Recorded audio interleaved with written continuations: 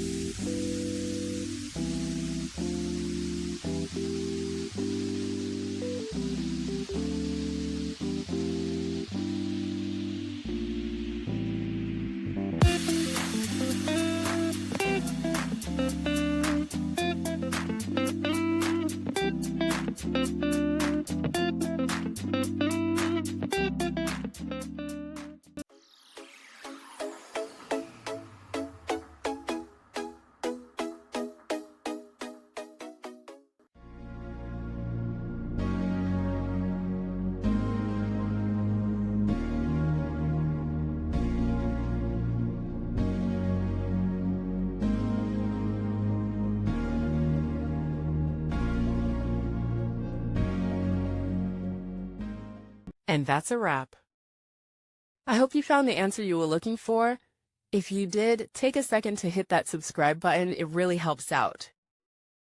And let me know in the comments which solution worked best for you. See you next time in the debug zone.